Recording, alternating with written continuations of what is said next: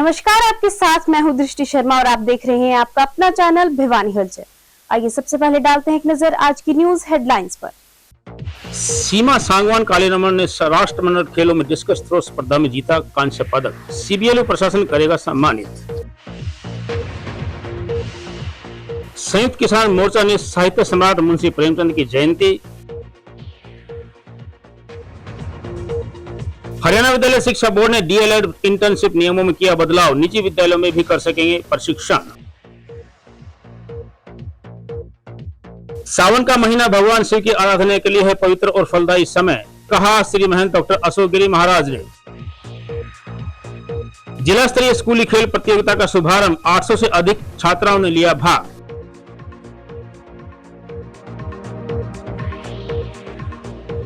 Dadri gate क्षेत्रवासी sewerage overflow से हुए परेशान।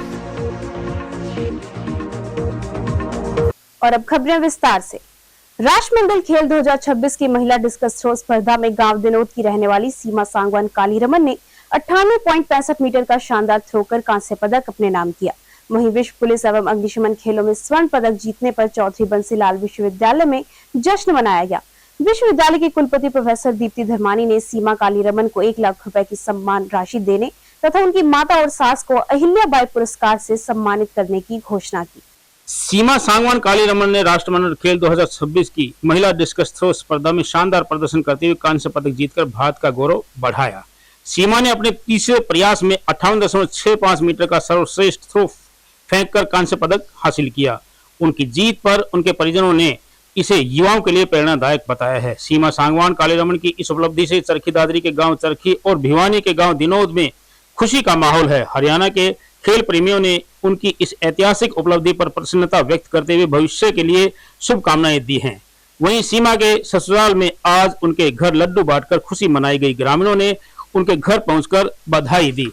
वहीं सीबीएलयू की कुलपति प्रोफेसर दीप्ति धर्मानी ने घोषणा करते हुए कहा कि विश्वविद्यालय सीमा कालीरमन को उनके उत्कृष्ट प्रदर्शन के लिए 1 लाख रुपए की सम्मान राशि प्रदान करेगा।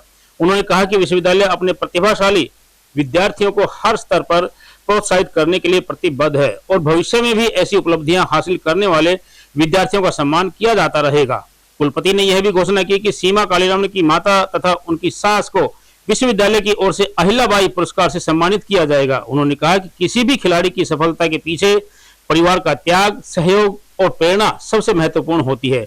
सीमा की इस उपलब्धि में उनके परिवार, विशेषकर उनकी माता और सास का योगदान सराहनीय है। इसलिए विश्वविद्यालय ने उनके योगदान का सम्मान करने का निर्णय लिया है। प्रोफेसर धर्मानी ने कहा कि आज बेटियां हर क्षेत्र में नए कीर्तिमान स्थापित कर रही हैं। खेल, शिक्षा, विज्ञान, प्रशासन और सुरक्षा जैसे क्षेत्रों में महिलाओं की बढ़ती भागीदारी समाज के लिए सकारात्मक संदेश है। डिस्कस की शुरुआत तो सर मेरे स्कूल से हुई थी, क्योंकि वहाँ पे जो टीचर्स होते थे वो खुद तैयारी करते थे। तो उनको ये होता था कि जिन बच्चों का खाली पीरियड है तो उनको लेके आओ, वो आगे से डिस्कस वगैरह उठा के लेके आएंगे। तो मैं भी उनमें से एक ही थी। तो मैं भी आगे से थ्रो करती थी डिस्कस की। तो जो हमारे स्कूल की डिप्पी होती थी वो बोलती थी कि भाई ये अच्छी फेंक रही है, इसको अब की बार स्कूली स्टेट में लेके जाएंगे, फिर स्कूली जोनल में लेके जाएंगे। तो जोनल में भी मेरा मेडल आ गया, डिस्ट्रिक्ट में भी मेडल आ गया। फिर जब स्टेट में गए ना तो किट देते थे पहले, और अगर स्टेट में मेडल आता था तो उसके साथ कुछ प्राइज़ देते थे, जैसे टिफ़िन हो गया, थर्मस वगैरह हो गया। तो मेरा ये था कि जितना अच्छा मेडल आएगा उतनी अच्छी किट मिलेगी और उतना अच्छा प्राइज़ मिलेगा। तो मेरा इंटरेस्ट उस वजह से शुरू हुआ सर। थैंक यू सर, आपको भी बहुत बहुत बधाई, आप यहाँ पर आए और हमारे साथ टाइम स्पेंड कर रहे हैं। और जैसा कि आपने देखा, एथलीट शायद ज़्यादा सरप्राइज़ है, वो आपको कुछ जवाब नहीं दे पा रहे हैं। तो एशियन गेम्स का हाँ अभी है वो हमारे दिमाग में पूरी तरह से, क्योंकि इंडियंस एशियन गेम्स को ज़्यादा प्रेफरेंस देते हैं कि वो उनको लगता है भाई सबसे बड़ा इवेंट एशियन गेम्स है। लेकिन ज़्यादा टफ कंपटीशन जो रहता है वो हमारा कॉमनवेल्थ गेम्स में रहता है, जहाँ की हमने पहला जो स्टेप है उसको हमने आराम से अचीव कर लिया है और अब हम पूरा फोकस एशियन गेम्स के ऊपर है। आज हमने उससे बहुत खुशी, उसने आज मेरे सास ससुर का इतना नाम रोशन कर दिया कि जो वो चाहे कर देना, उन्हें अपने बेटे तभी उम्मीद थी, बहू तभी उम्मीद थी, आज उनकी इच्छा पूरी होगी। आज उन्हें बहुत खुशी हुई। इस उसके विजय पर हमें राष्ट्र का गौरव का विषय है, प्रदेश के लिए गौरव का विषय है, हमारे जिले के लिए गौरव का विषय है और हमारे विश्वविद्यालय के लिए अति गौरव का विषय है कि हमारी छात्रा ने इतने अच्छे स्तर पर अपना उत्कृष्ट प्रदर्शन दिखा ब्रॉन्ज मेडल जीता है। मैं मुख्यमंत्री जी को भी और जिले के सभी लोगों को मुबारकबाद देती हूँ इस बात के लिए। और जिस तरह का हमारा स्वप्न है सरकार का कि हरियाणा जो है वो अभी भी उत्कृष्ट दिखा रहा है प्रदर्शन खिलाड़ियों का, आने वाले समय के अंदर और इनकी प्रदर्शन में बेहतरी मिलेगी हमें, ऐसा मुझे विश्वास है। इस मौके पर मैं सीमा को विशेष रूप से बहुत बहुत बधाई देती हूँ, उसके परिवारजनों को बधाई देती हूँ, क्योंकि उनकी लगन के साथ साथ उनके परिवार का भी बहुत बड़ा सहयोग उनको मिला है।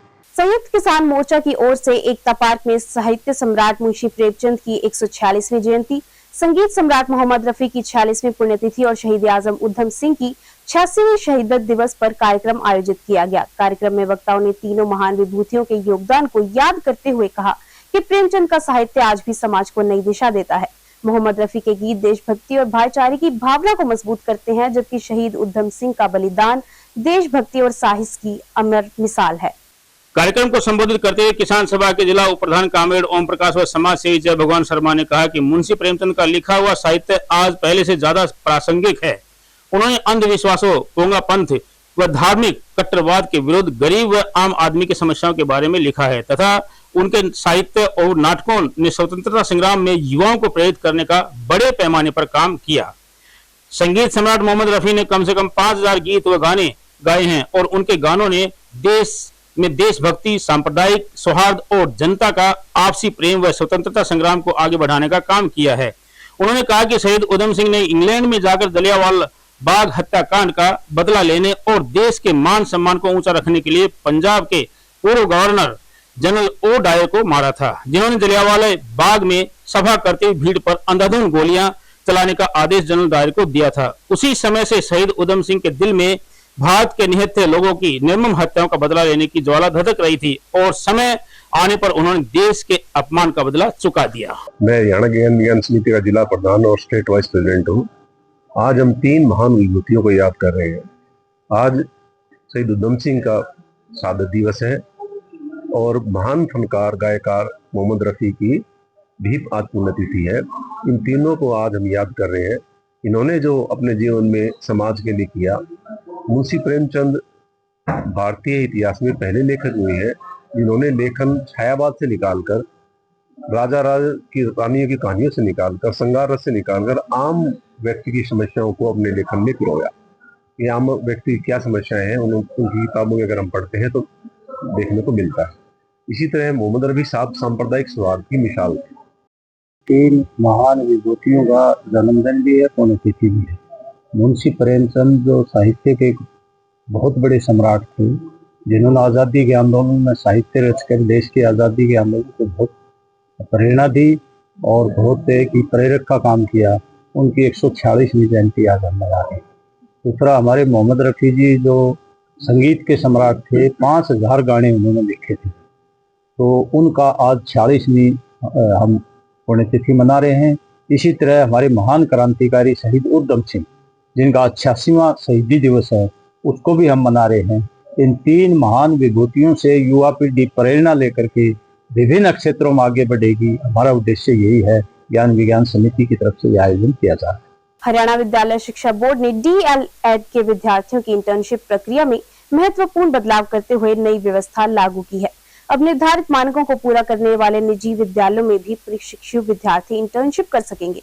बोर्ड अध्यक्ष शंकर लाल धूपड़ ने बताया कि इस निर्णय का उद्देश्य इंटर्नशिप प्रक्रिया को अधिक व्यवस्थित, पारदर्शी और प्रभावी बनाना है, ताकि भावी शिक्षकों को गुणवत्तापूर्ण व्यवहारिक प्रशिक्षण मिल सके। हरियाणा विद्यालय शिक्षा बोर्ड अध्यक्ष शंकर लाल धूपड़ ने बताया कि नई व्यवस्था के तहत केवल उन्हीं निजी विद्यालयों को इंटर्नशिप के लिए मान्यता दी जाएगी जो बोर्ड द्वारा निर्धारित सभी आवश्यक मानकों को पूरा करते हों। ऐसे विद्यालयों में पर्याप्त शैक्षणिक वातावरण, प्रशिक्षित शिक्षक, आवश्यक आधारभूत सुविधाएं तथा विद्यार्थियों की निर्धारित संख्या होना आवश्यक होगा। इससे यह सुनिश्चित किया जाएगा कि प्रशिक्षु विद्यार्थियों को गुणवत्तापूर्ण प्रशिक्षण मिले और उनके साथ किसी प्रकार का समझौता न हो। उन्होंने कहा कि बोर्ड का उद्देश्य केवल इंटर्नशिप की औपचारिकता पूरी करना नहीं है, बल्कि प्रशिक्षुओं को ऐसा वातावरण उपलब्ध कराना है जहां वे शिक्षण की बारीकियों को व्यवहारिक रूप से सीख सकें। सरकारी और निजी दोनों प्रकार के विद्यालयों में प्रशिक्षण मिलने से विद्यार्थियों को विभिन्न शिक्षण पद्धतियों, अनुशासन व्यवस्था, आधुनिक तकनीक के उपयोग तथा विद्यालय संचालन की अलग अलग कार्यशैली को समझने का अवसर मिलेगा। इससे उनके आत्मविश्वास में वृद्धि होगी और भविष्य में वे किसी भी विद्यालय में बेहतर ढंग से अपनी सेवाएं दे सकेंगे। बोर्ड अध्यक्ष ने कहा कि बोर्ड समय समय पर शिक्षक प्रशिक्षण कार्यक्रमों में सुधार करता रहता है ताकि बदलते समय और नई शिक्षा नीति की आवश्यकताओं के अनुरूप प्रशिक्षुओं को बेहतर अवसर उपलब्ध कराए जा सके। एसआईपी में हमेशा से ऐसा है और गाइडलाइंस है हमारे पास में कि रिकॉग्नाइज्ड स्कूल जो है उनमें एसआईपी स्कूल इंटर्नशिप प्रोग्राम जो है वो होना चाहिए।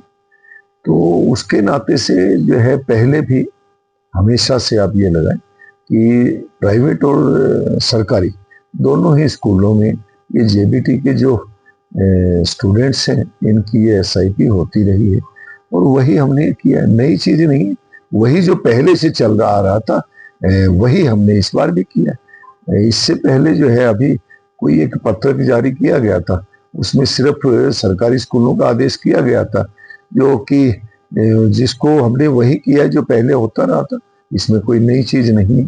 और क्योंकि मेरे पास में जैसे ये लेटर जब उनके पास में गया तो मेरे पास से बहुत सारे लोगों ने अप्रोच किया था। कई स्टूडेंट्स की भी मेरे पास में जो है वो ज्ञापन आए थे। कई स्टूडेंट्स ने मेरे से अप्रोच भी किया था, मेरे पास मेल भी आए थे और अलग अलग जो है संगठन जो है उन्होंने भी जब अप्रोच किया कि जी ऐसा करना चाहिए तो हमने वो जो पहले जो चलता आ रहा था वही किया। सावन माह के शुभारंभ पर सिद्धपीठ बाबा जहरगिरी आश्रम में भगवान शिव की विशेष पूजा अर्चना और रुद्राभिषेक का आयोजन श्रद्धा पूर्वक किया गया। आश्रम पीठाधीश्वर श्री महंत डॉक्टर अशोक गिरी महाराज ने भगवान शिव का पूजन कर विश्व शांति, देश प्रदेश की खुशहाली और जन कल्याण की कामना की।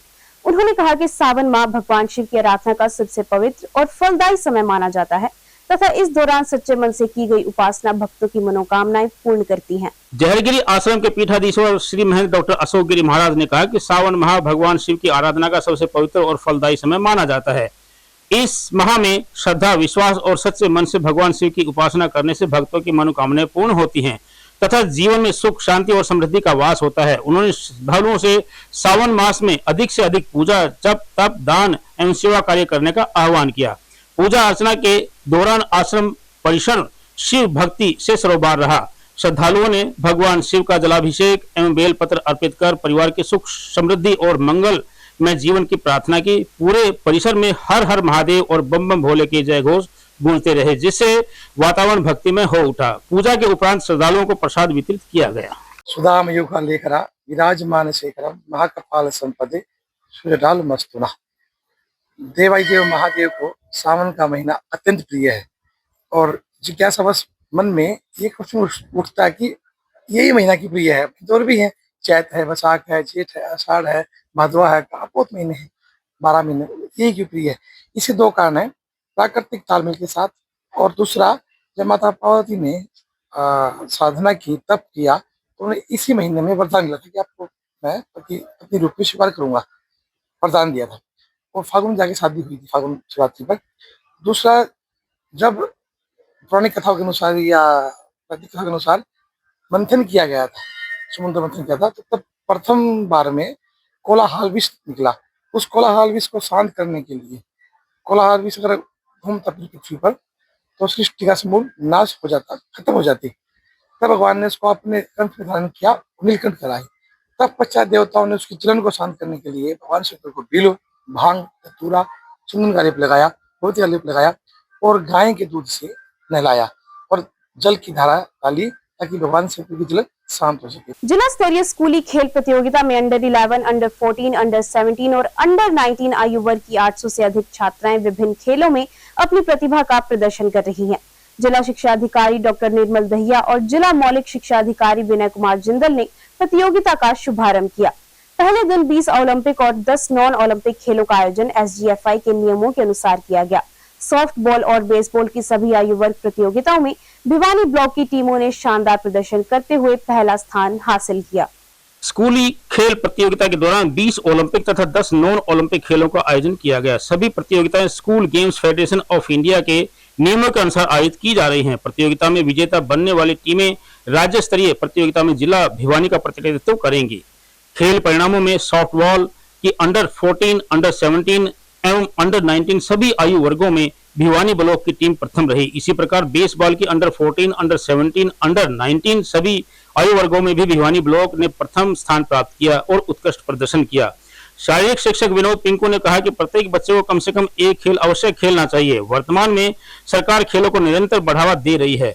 ग्रामीण क्षेत्रों में स्कूलों एवं ग्राम पंचायतों के माध्यम से खेल नर्सरियां संचालित की जा रही हैं, जिनमें चयनित खिलाड़ियों को प्रतिमाह 1500 से 2000 रुपए तक की प्रोत्साहन राशि देने का प्रावधान है। मैं विनोद कुमार पिंकू पीटीआई वीर शहीद कैप्टन ओपी दलाल राजकीय विद्यालय गुस्कानी भिवानी। आज जिला स्तरीय स्कूली खेल प्रतियोगिता अंडर 11, अंडर 14, अंडर 17 और अंडर 19 की प्रतियोगिता शुरू हो रही है, जिसमें 20 ओलंपिक और 10 ओलंपिक खेलों का आयोजन किया जा रहा है।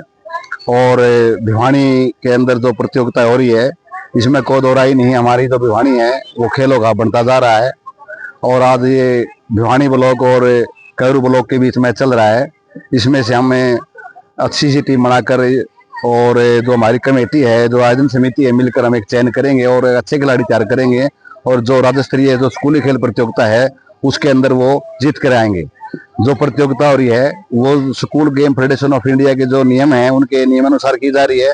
मेरा नाम अनुष्का है और मैं राजकीय उच्च विद्यालय गुस्कानी भिवानी की 10वीं कक्षा की छात्रा हूँ। आज भिवानी में सॉफ्टबॉल के गेम है और मैं व मेरी पूरी टीम आज अंडर 17 की तरफ से गुस्कानी की तरफ से सॉफ्टबॉल गेम खेलने आए हैं।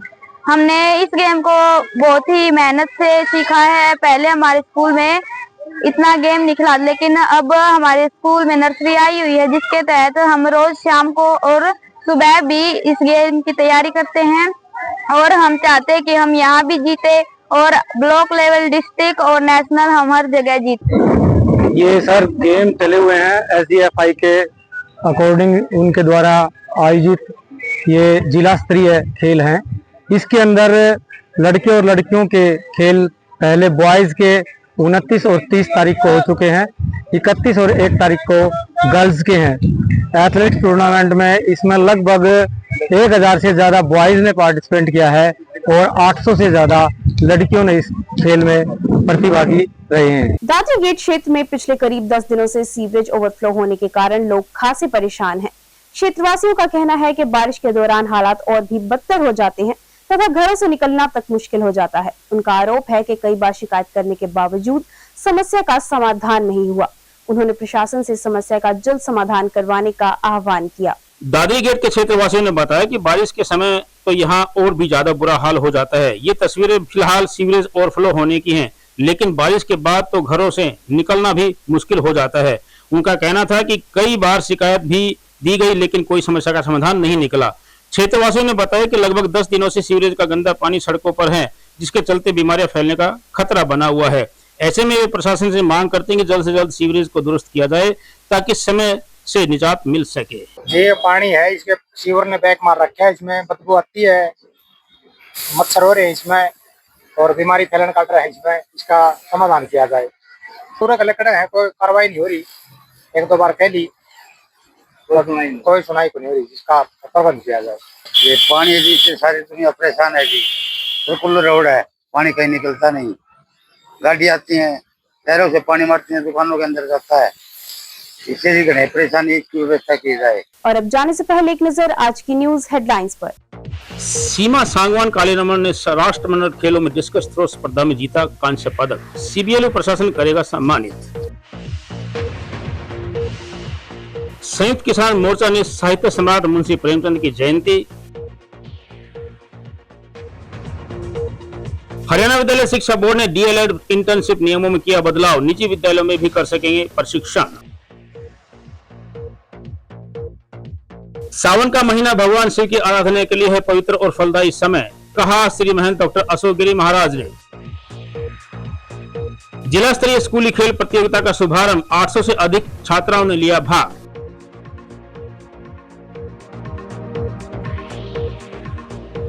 दादरी गेट क्षेत्रवासी सीवरेज ओवरफ्लो से हुए परेशान।